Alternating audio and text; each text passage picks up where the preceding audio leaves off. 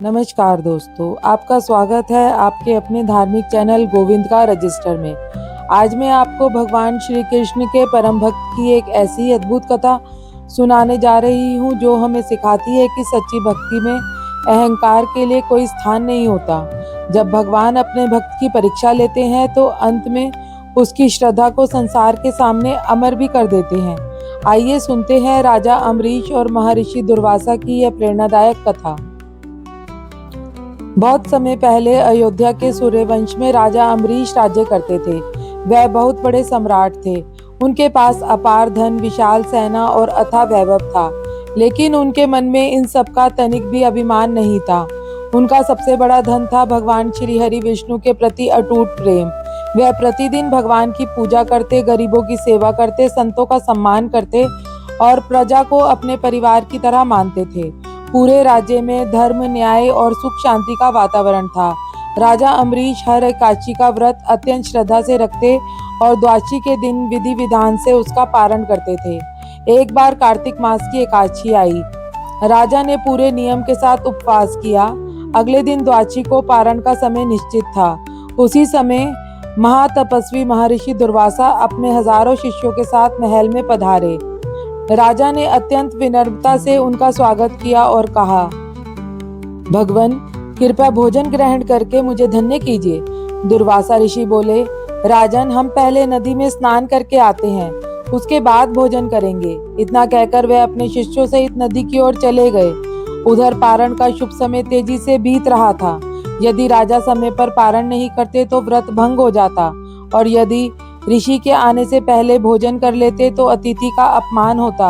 राजा बड़ी दुविधा में पड़ गए। उन्होंने विद्वान ब्राह्मणों से परामर्श लिया। सभी ने कहा, राजन, केवल भगवान का चरणामृत या थोड़ा सा जल ग्रहण करना भोजन भी नहीं माना जाएगा और व्रत का पारण भी हो जाएगा।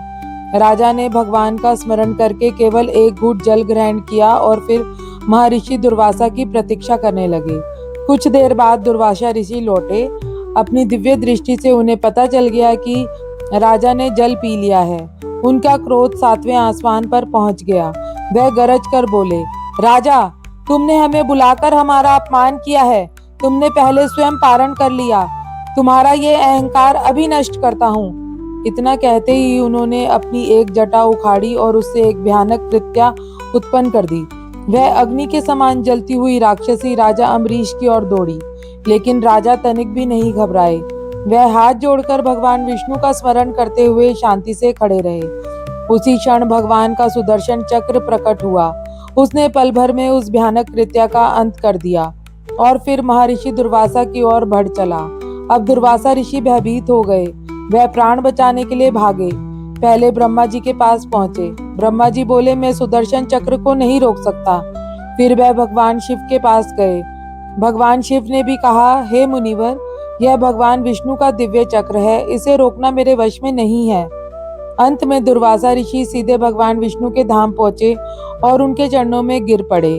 उन्होंने विनती की, प्रभु, मुझे इस चक्र से बचाइए। भगवान विष्णु मुस्कुराए और बोले, हे मुनि, मैं अपने भक्तों के प्रेम से बंधा हूँ।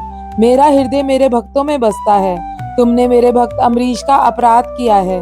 जब तक वह तुम्हें क्षमा नहीं करेंगे तब तक सुदर्शन चक्र शांत नहीं होगा। दुर्वासा तुरंत राजा अम्बरीश के पास लौटे।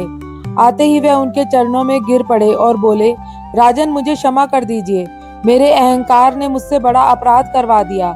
राजा अम्बरीश तुरंत घबरा गए। उन्होंने ऋषि को उठाया और हाथ जोड़कर भगवान से प्रार्थना की, हे प्रभु, यदि मैंने जीवन में कभी भी सच्चे मन से आपकी भक्ति की है, यदि मैंने कभी किसी का बुरा नहीं चाहा, तो कृपा करके महर्षि दुर्वासा की रक्षा कीजिए। राजा की प्रार्थना सुनते ही सुदर्शन चक्र शांत हो गया और भगवान के धाम लौट गया। महर्षि दुर्वासा की आंखों से पश्चाताप के आंसू बह निकले। उन्होंने कहा, राजन, आज मैंने समझ लिया कि भगवान अपने भक्तों से कितना प्रेम करते हैं। आपका धैर्य, आपकी विनम्रता और आपकी क्षमा ही आपकी सबसे बड़ी शक्ति है। तब राजा अम्बरीश ने अत्यंत आदर के साथ महर्षि और उनके शिष्यों को भोजन कराया। विशेष बात यह थी कि राजा स्वयं इतने समय तक भूखे ही बैठे रहे थे। उन्होंने तब तक अन्न का एक दाना भी ग्रहण नहीं किया था जब तक उनके अतिथि भोजन करके संतुष्ट नहीं हो गए। इस प्रकार भगवान ने पूरे संसार को यह संदेश दिया कि सच्चे भक्त की रक्षा स्वयं भगवान करते हैं। जो व्यक्ति विनम्र रहता है, क्षमा करना जानता है और हर परिस्थिति में भगवान पर विश्वास बनाए रखता है, उसके साथ अंततः ईश्वर स्वयं खड़े दिखाई देते हैं। अगर आपको यह प्रेरणादायक कथा पसंद आई हो तो वीडियो को लाइक करें, अपने परिवार और मित्रों के साथ अवश्य साझा करें और ऐसी ही दुर्लभ धार्मिक प्रसंग सुनने के लिए गोविंद का रजिस्टर को सब्सक्राइब करना ना भूलें। कमेंट में अवश्य लिखें ओम नमो भगवते वासुदेवाय। फिर मिलेंगे एक और दिव्य कथा के साथ। तब तक के लिए नमस्कार।